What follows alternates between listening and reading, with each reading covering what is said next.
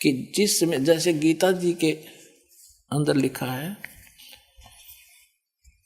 अध्याय नंबर 4 के श्लोक नंबर 7 में कि यदा यदा ही धर्म से ग्लानि भवति भारत, कि जब धर्म के प्रति नफरत हो जाती है, अधर्म बढ़ने लग जाता है, तब मैं अपने अंश अवतार भेजता हूं उस अधर्म का नाश करने के लिए, पुनः शांति स्थापित करने के लिए। तो पुण्यात्माओं, ये तो जो काल ब्रह्म है, ये तो उसका विधान है। जैसे श्री राम श्री कृष्ण अवतार रूप में भेज दिए उसने, परशुराम जी, उन्होंने कैसे शांति स्थापना की। जैसे परशुराम जी ने अक्षत्रियों को मारा था, सबको काट डाला कतई, और उनके मरने से शांति कहाँ हुई, अशांति बढ़ गई। उनके बच्चे अनाथ हुए, उनको खाने की समस्याएं हुई। जैसे रावण को मारा था भगवान श्री रामचंद्र जी ने, करोड़ों बहन विधवा हो गई थी, और बच्चे अनाथ हो गए थे, खाक शांति स्थापित हुई। एक रावण तो मर गया, फिर शांति तो शांति तो और बढ़ गई, हाहाकार मच गई, बालक अनाथ हो गई, औरतें अंडे धक्के खाती, न जाने किन दुष्टों ने उनको तंग किया, तो क्या शांति हुई। ऐसे ये महाभारत के युद्ध में बोला धर्म की अधर्म की, धर्म पर भी धर्म की अधर्म पर विजय, खाक विजय थी। दो भाइयों के आपस में प्रॉपर्टी का बंटवारा था, दुनिया मरवा डाली, हरने का बड़ा अधर्म और धर्म की लड़ाई थी। क्या खाक लड़ाई थी। उसका शर्मादरन था युधिष्ठिर, क्यों खेल रहा था, जो अपनी पत्नी भी ला दी दाव पर। ऐसे नालायक आदमी देखे नहीं हमने। इन्हें पट पट मारा, दिमाग जो है ना भूस भर गया हमारे अंदर। वो कोई कथाएं थी।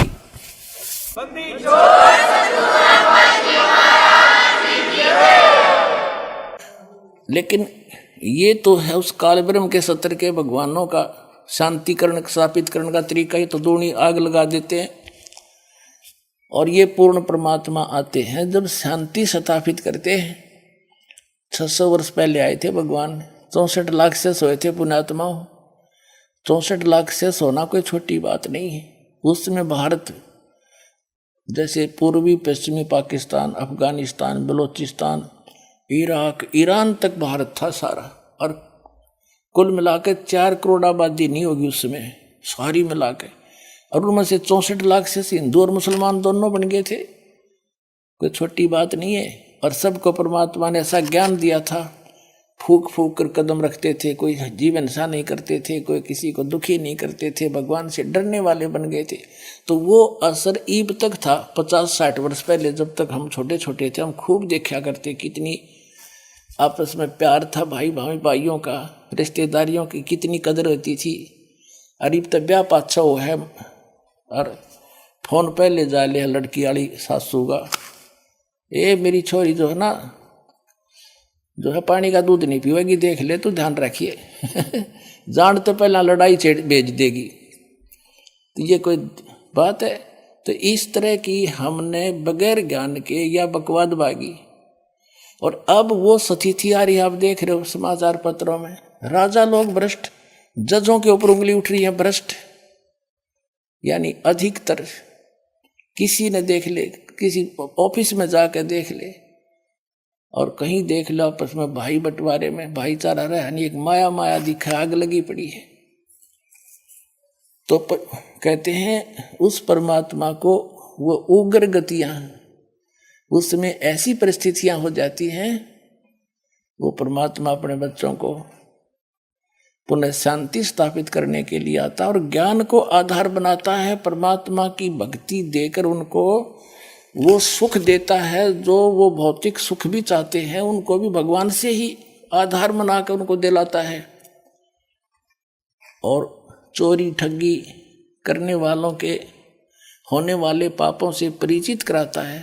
फिर वो पुण्यात्मा ज्ञान को समझ के किसी का बुरा नहीं कर सकते। हम छोटे छोटे थे ना, कोई गलती करता ना, नो क्या करता, तेना पाप लगेगा, ऐसा मत करना, वो वहीं छोड़ देता था बच्चा।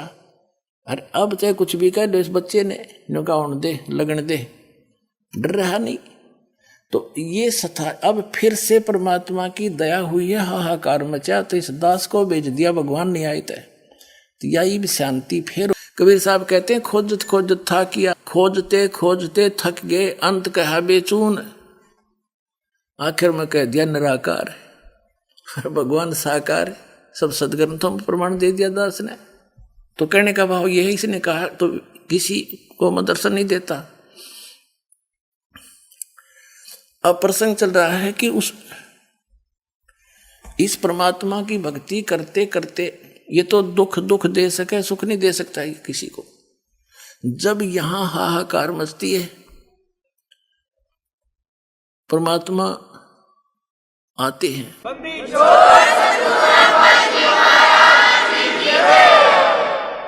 जैसे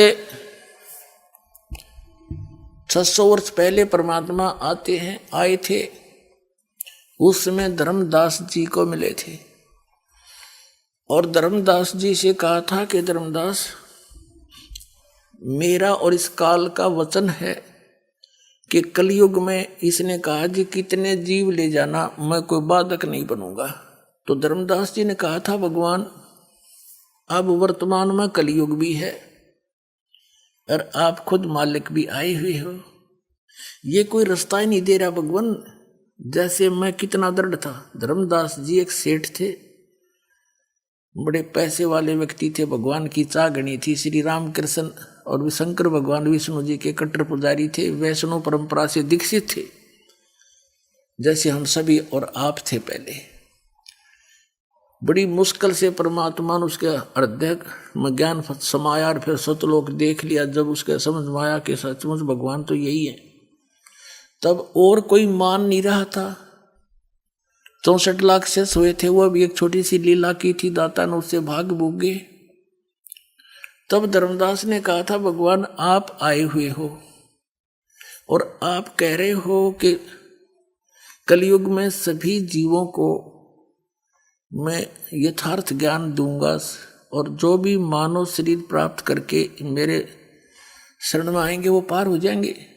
अब और आगे कद होगा वो काम। फिर आज से कोई नहीं मान रहा आपकी।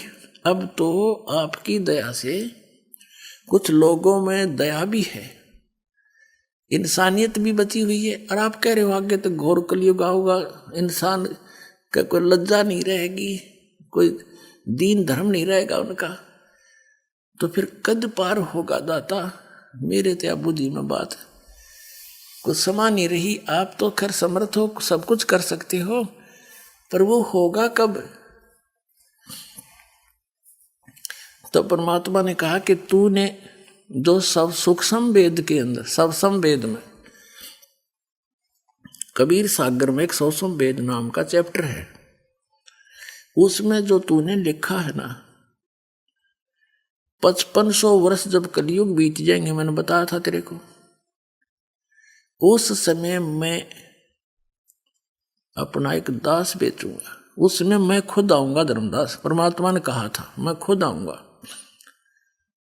और जब तक वो समय नहीं आ लेगा ना, 5500 वर्ष कलयुग बीत जाएंगे, तब तक तो मेरी यह बात कबीर सागर में लिखी हुई ऊट पटांग सी दिखेगी। और जब वो ठीक का समय आ जाएगा, निर्धारित समय आएगा, तब धर्मदास ये सारी सच्ची होंगी जो मैं आज तुझे बताया।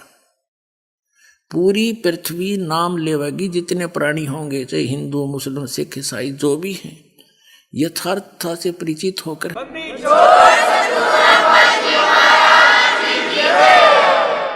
और पूरी पृथ्वी पर सतयुग जैसा माहौल बनेगा।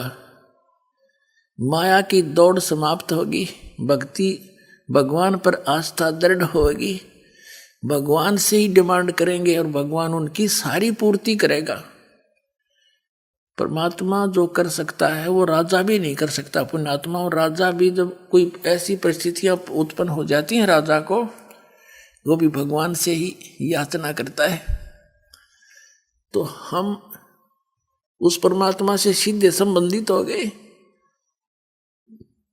वो एक पल में आपकी सब समस्याओं का समाधान करेगा और आपको वो वस्तु दे देगा जो आपको आवश्यक होगी। आप सोच भी नहीं सकते।